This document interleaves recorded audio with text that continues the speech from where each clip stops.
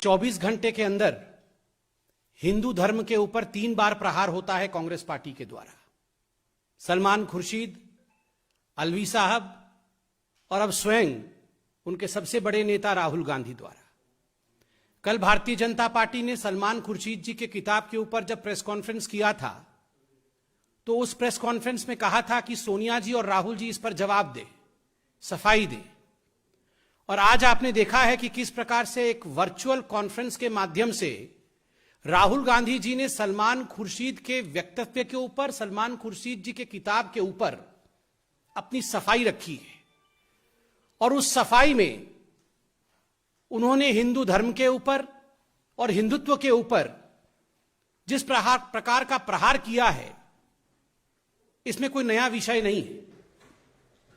यह कांग्रेस का और गांधी परिवार का चरित्र रहा है कि जब भी उनको मौका मिलता है तो हिंदू धर्म के ऊपर प्रहार जरूर करते हैं, अवश्य करते हैं। भगवान श्री राम के ऊपर अविश्वास जरूर व्यक्त करते हैं। मैं आज कहना चाहूंगा इस प्रेस कॉन्फ्रेंस के माध्यम से, ये जो सलमान खुर्शीद हिंदू धर्म के विरोध में कहते हैं, उसको बोको हराम या आईएस से कंपेयर करते हैं, या जब शशि थरूर हिंदू तालिबान कहते हैं, या जब सैफरन टेररिज्म कहा जाता है, ये दिग्विजय सिंह जी या मणिशंकर अय्यर हिंदू धर्म के खिलाफ कहते हैं, तो ये इनके निजी वक्तव्य नहीं होते, ये कोई स्टैंड अलोन वक्तव्य नहीं होता है। दरअसल ये संयोग नहीं, ये प्रयोग है। और जो प्रयोगशाला के सबसे बड़े नेता हैं, प्रयोगशाला के मुख्य अध्यापक हैं, वो खुद गांधी परिवार के राहुल गांधी हैं। ये राहुल गांधी जी के बहकाने के बाद, राहुल गांधी जी के पढ़ाने के बाद, राहुल गांधी जी के कहने के बाद सलमान खुर्शीद, शशि थरूर, दिग्विजय जी, मणिशंकर अय्यर, फहरिस्त बहुत लंबी है, ये लोग हिंदू धर्म के विरोध में अनर्गल वक्तव्य देते हैं। It is at the behest of the Gandhi family, particularly Mr. Rahul Gandhi, that the other leaders of the Congress party, be it Salman Khurshid, be it Digvijay Singh, be it Rashid Alvi, or be it Manishankar Aiyar, they often speak against Hinduism. This pathological hatred for Hinduism amongst the Congress leader gets its traction, gets its energy from Mr. Rahul Gandhi and from the Gandhi family. बंधुगण, मैंने आपको कहा था कि ये कोई पहली बार नहीं है जो राहुल गांधी हिंदुइज्म के विरोध में, हिंदू धर्म के विरोध में कह रहे हैं। मैं कुछ उदाहरण लेके आया हूं, क्योंकि अगर बहुत सारे उदाहरण दूंगा तो प्रेस कॉन्फ्रेंस लंबा होगा, बड़ा होगा। मैं उदाहरण देना चाहता हूं 17 दिसंबर 2010 का, जब विकीलीक्स सामने आया था और राहुल गांधी जी का वक्तव्य ने पूरे हिंदुस्तान को दहला के रख दिया था। जब यह विषय सामने आया कि राहुल गांधी ने कहा कि भारत में आतंकवादियों से बड़ा खतरा देश के हिंदुओं से है। The country faces a bigger threat from the Hindus than from terrorism. यह आप सबको पता है, जब हमारी सरकार नहीं थी उस समय यह पूरा विषय खुलासे के रूप में सामने आया था। हिंदू पाकिस्तान, हिंदू तालिबान, यह शशि थरूर जी का वक्तव्य था 2028 के जुलाई माह में। ठीक उसी प्रकार पी चिदंबरम जी ने 25 अगस्त 2010 को पहली बार सैफरन टेररिज्म, भगवा आतंकवाद शब्द का प्रयोग किया था। यह अनायास ही नहीं किया था, यह कोई संयोग नहीं था जो उन्होंने प्रयोग कर लिया और बाकी कई नेताओं ने उसके पश्चात सैफरन टेररिज्म का प्रयोग किया। यह बहुत ही सोचा समझा और कहीं ना कहीं एक षड्यंत्रकारी जाल बिछाया गया था गांधी परिवार द्वारा। और हमें वो भी याद है जब हमने टीवी में डिबेट्स किए थे, क्योंकि इनकलाब नामक एक बहुत बड़े उर्दू अखबार ने राहुल गांधी जी का वक्तव्य छापा था, हां हम मुसलमानों की पार्टी है। ये सब बातें छुपी नहीं हुई हैं, ये जनता के सामने है। बंधुगण, मैं आपको यह भी याद दिलाना चाहूंगा, जब राहुल गांधी जर्मनी में जाते हैं और जर्मनी में उन्होंने किस प्रकार से भारत की मूल संस्कृति, भारत की सभ्यता के खिलाफ उन्होंने वक्तव्य दिया था। उन्होंने कहा था कि भारत में महिलाओं के खिलाफ जो अत्याचार होते हैं उसकी वजह भारतीय संस्कृति है। भारतीय संस्कृति के कारण महिलाओं के ऊपर अत्याचार होता है। आपको यह भी याद होगा कि एक ऐसा वक्त था जब राहुल गांधी जी ने कहा था, मंदिर जाने वाले लड़कियां छेड़ते हैं, और मैं लिख के लाया हूं, हिंदू धर्म में मंदिर जाने वाले लोग लफंगे होते हैं। राहुल गांधी इलेक्शन से ठीक पहले जाते हैं मंदिर, वो वोट मांगने चाहते हैं, वो वोट की राजनीति करने चाहते हैं, और यहां वो कह रहे थे मंदिर जाने वाले लफंगे होते हैं और लड़कियां छेड़ते हैं। दुख के साथ आपको यह भी याद होगा, यह वही पॉलिटिकल पार्टी है जो आज नफरत की बात कर रही है, विचारधारा की बात कर रही है।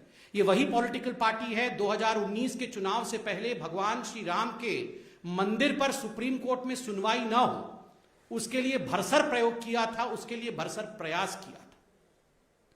उनके पार्टी की तरफ से यह भी कहा गया था, जो उनके पार्टी के दिग्गज नेता हैं उनके तरफ से भरे अदालत में यह कहा गया था कि मिलॉर्ड, ये जो सुनवाई भगवान श्री राम के मंदिर के लिए हो रही है, इस सुनवाई को टाल दिया जाए, 19 के चुनावों के पश्चात ये सुनवाई।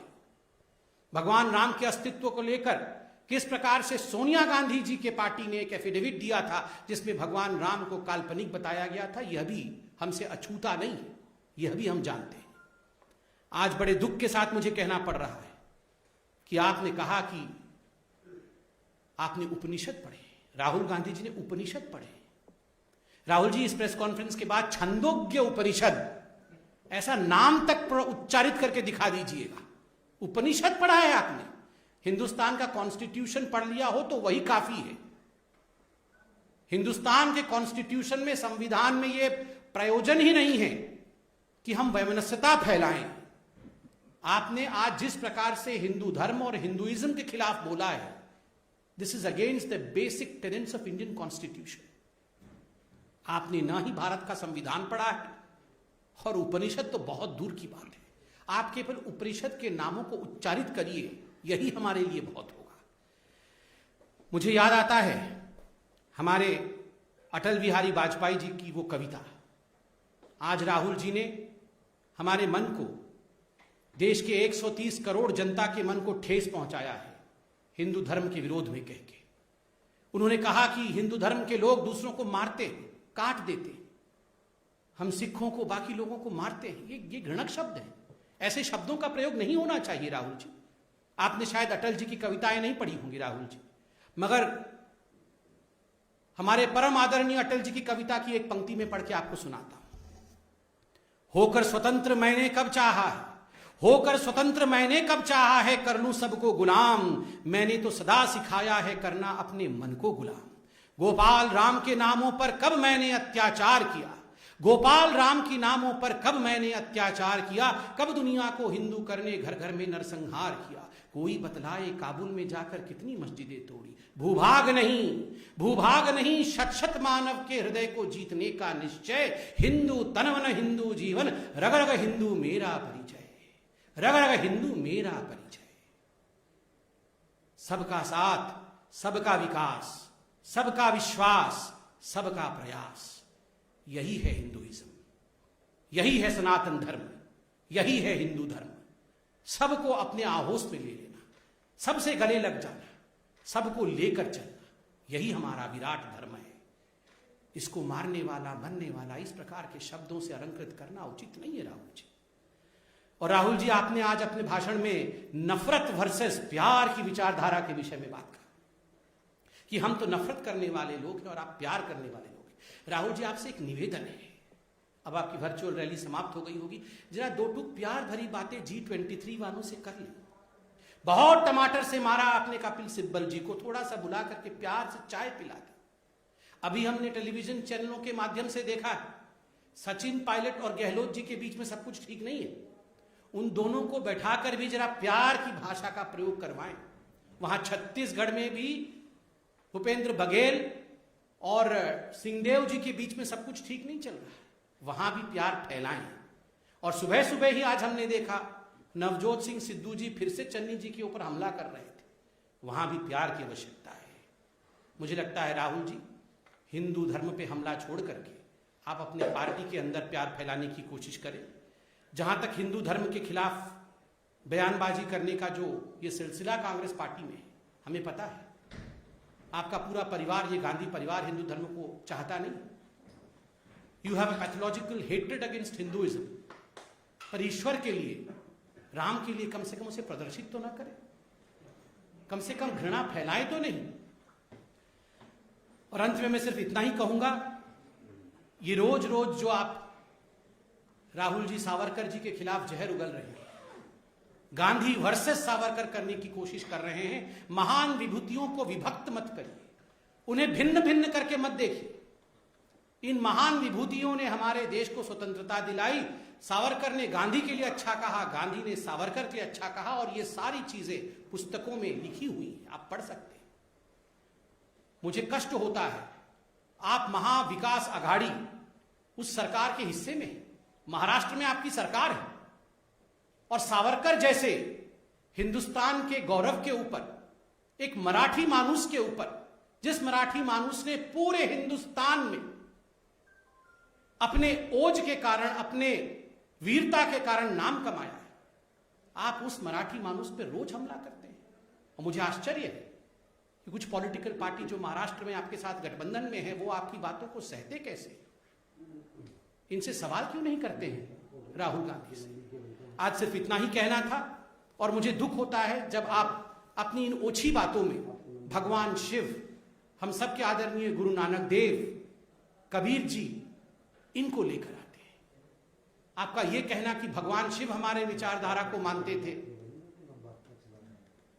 महायोगी अनंत योगी के लिए इस प्रकार के शब्दों का प्रयोग करना कि कांग्रेस की विचारधारा को भगवान मानते थे। पहले आपने कहा था ये जो कांग्रेस का हाथ है, ये गुरु नानक देव जी का हाथ है, ये भगवान राम का हाथ है, भगवान शिव का हाथ है। मुझे लगता है ये विचारों के साथ खिलवाड़ है। बहुत बहुत धन्यवाद। राहुल गांधी जी से क्षमा याचना करवाने की मांग भी रखना, अन्यथा होगा, क्योंकि यही उनका ध्येय है। ये आज जो 100, 200, 300, 400, 500, पता नहीं, नंबर भी फिक्स नहीं है उनके मन में, कितने लोगों को ये वॉलंटियर के रूप में भेजना चाहते हैं। 100, 200, 300 या 400 या 500, ये कितने भी लोग आप भेजने वाले हैं, आप इन वॉलंटियर्स के माध्यम से हिंदू धर्म के विरोध में पूरे देश में वातावरण ना खड़ा करें, भगवान राम के खिलाफ किसी प्रकार का वातावरण ना खड़ा करें। हम इतना ही कहेंगे। आपसे क्षमा याचना मांगना मुझे लगता है व्यर्थ होगा। बहुत बहुत धन्यवाद। एक प्रश्न है, आपने कहा कि ये जो वक्तव्य है ये अनायास ही नहीं है, ये जो है प्रयोग है। क्या लगता है कि आने वाले जो 5 राज्यों में विधानसभा चुनाव है, उस प्रयोगशाला में ये प्रयोग किए जा रहे हैं, और अगर ये प्रयोग किए जा रहे हैं तो ये ध्रुवीकरण अगर है ऐसा, तो वो जनेऊ दिखाने का मतलब, गोत्र बताने का मायना क्या है? देखिए, इसमें कोई दो मत नहीं है। ये अनायास नहीं है, ये प्रयास है। अनायास उनके मुख से या उनके नेताओं के मुख से हिंदू धर्म के खिलाफ शब्द नहीं निकल रहे हैं, विचार नहीं निकल रहे हैं। बहुत सोच समझ करके ये सारा, आप देखिए, एक क्रोनोलॉजी में हो रहा है। पहले सलमान खुर्शीद बोलते हैं, फिर राशिद अल्वी आके कहते हैं जो जय श्री राम बोलते हैं वो निशाचर होते हैं, वो राक्षस होते हैं। उसके बाद इन सबको जस्टिफाई करने के लिए खुद राहुल गांधी मैदान में उतरते हैं और वो कहते हैं कि हिंदुइज्म जो है वो लोगों को काटता है, वो मारता है। तो ये बहुत सोच समझकर तुष्टीकरण की राजनीति को आगे बढ़ाने की नीति है, और कोई आज से नहीं हो रहा है। ये विगत 70 वर्षों से, जब से कांग्रेस पार्टी जितने भी कालखंड में रही है, सत्ता में या सत्ता से बाहर, तब से कांग्रेस पार्टी इसी प्रकार की तुष्टीकरण की राजनीति करते आ रही है। सलमान खुर्शीद के बयान के बाद भी गुलाम नबी आजाद से डिस्कस किया था अपने आप को, उन्होंने क्लैरिफिकेशन भी दी that they don't stand with the statement of Salman Khurshid, and after that there was demand that now Rahul Gandhi as the top leadership of the Congress party should come, but then the statement of Rashid Alvi came, and then Rahul Gandhi in a way has supported what Salman Khurshid has said. He has said that people who are beating Hindus, Sikhs and Muslims, they are following Hindutva. So you think the Congress party first is not on the same page when it comes to the definition of Hindutva, and secondly, what is being said by Salman Khurshid is being endorsed by Rahul Gandhi completely? No, rather I would say, what you asked was whether Rahul Gandhi is endorsing what Salman Khurshid said. I would just put the corollary over here, that in fact Salman Khurshid has endorsed what Rahul Gandhi has been saying since long. Remember, it was Rahul Gandhi who went to a foreign destination, probably London, and there he said that in fact RSS and the Hindu ideology was similar to the Muslim Brotherhood. He had already made a similar kind of comment in a foreign destination, and I'm sure Mr. Salman Khurshid must have been inspired by the statement of Rahul Gandhi, or might be Rahul Gandhi might have asked Salman Khurshid to reflect the same in his upcoming book. To say that all these are lone wolves, absolutely wrong. It's a pack of wolves. समिति मेरा सवाल है कि जो आगे 5 राज्यों में विधानसभा चुनाव है, उत्तर प्रदेश अत्यंत महत्वपूर्ण है। प्रियंका गांधी के प्रयास से लेकर बाबा विश्वनाथ तक का दर्शन कर चुके हैं। कहीं ये उत्तर प्रदेश विधानसभा चुनाव को देखते हुए कांग्रेस के नेता तो नहीं सर गए? देखिए, दर्शन और प्रदर्शन दोनों में पार्थक्यता होती है, दोनों में फर्क है। अगर ये हिंदू दर्शन को समझते तो हिंदुइज्म के खिलाफ इस प्रकार की गालियां नहीं निकालते। अगर हिंदू दर्शन को समझते तो कभी नहीं कहते कि हिंदू लोग दूसरों को काटते हैं, मारते हैं। ये प्रदर्शन की राजनीति करके वोट पाने की इच्छा करते हैं, और इसी से इनकी जो असली नियत है, तुष्टीकरण की नियत, उसके विषय में हिंदुस्तान जान पाता है। Ladies, Sir, what do you think is the reason behind these incessant attacks on Hinduism and Hindutva? Because time and again, first they really fire these salvos and then they issue a rebuttal. So, do you think it is just a trick of minority appeasement, as Amit Malviya said on his Twitter? no, of course, it is nothing but appeasement politics, and it has been practiced by the Congress party since so long that now it is something which the country understands. It's not for the first time that we heard such kind of utterances from Salman Khurshid or from Rahul Gandhi. Such kind of utterances have been of quite common nature as far as the Congress party is concerned. Of course, it draws its inspiration from the politics of appeasement. Dhanda ji, पूछ लीजिए साहब। जब सलमान खुर्शीद आपके विमोचन पर विवाद हुआ, तब बीजेपी ने प्रेस कॉन्फ्रेंस की और चुप्पी तोड़ने को कहा सोनिया गांधी से, जो बताएं इसलिए माना जाएगा कि हिंदू धर्म और हिंदुत्व के खिलाफ उनकी पार्टी और उनकी खुद की सोच है। अब जब खुद राहुल गांधी एक तरह से सफाई देते हुए समर्थन कर रहे हैं, तो ऐसे में बीजेपी क्या कहेगी? दूसरी बात, जो चुनाव में मंदिर मंदिर जाते हैं, हमने देखा पिछले 2-3 सालों में, तो क्या बीजेपी ये कहेगी तो मंदिर जाना? देखिए, बीजेपी को कुछ कहने की आवश्यकता नहीं, जनता जनार्दन होती है, और इसे केवल 5 राज्यों के चुनाव के मद्देनजर नहीं, भारत के संस्कृति के मद्देनजर देखना चाहिए। भारत की संस्कृति को जो लोग इस प्रकार के अपशब्दों से अलंकृत करते हैं, जिनके लिए अपशब्द प्रयोग करते हैं, मैं एक बात स्पष्ट रूप से कह सकता हूं कि हिंदुस्तान की जनता कभी भी कांग्रेस पार्टी को क्षमा नहीं करने वाली है। नाडा साहब, last The question is that what Congress party is saying, they are saying that the Hinduism that they know is not something which you're talking about. You have a different Hindutva which talks about killing people, harassment, doing all these things. Hinduism is not something which our sages and the other followers have spoken to us. Now, can they talk on similar lines about any other religion? Of course not. They cannot talk about similar issues in any other religion. The question is, why do they speak ill against Hinduism all the time? Secondly, and most importantly, if they don't understand what Hinduism is, let them first understand what Hinduism is and thereafter comment all these. Thirdly, it is not for the first time that such comments have been made. Some of the worst comments have come in the yesteryears when they have used words like saffron terror. Saffron is a color which, of course, denotes Hinduism at large. It denotes sacrifice of Hinduism. So why use such kind of controversial statements time and again for a peace-loving religion? I would say every religion is peace-loving. So the Constitution of India does not allow such kind of statements for any religion. Salman Khurshid की पुस्तक पर मध्य प्रदेश सरकार के एक मंत्री ने रोक लगाने की बात कही है कि मध्य प्रदेश में हम इसको नहीं, इसके बात को बिक्री। आप भारत सरकार से भारतीय जनता पार्टी कहेगी कि इस पुस्तक पर जो है वो पूरे भारत में बैन होना चाहिए? अगर ऐसा कोई निर्णय होगा तो प्रेस कॉन्फ्रेंस के माध्यम से हम बताएंगे। धन्यवाद।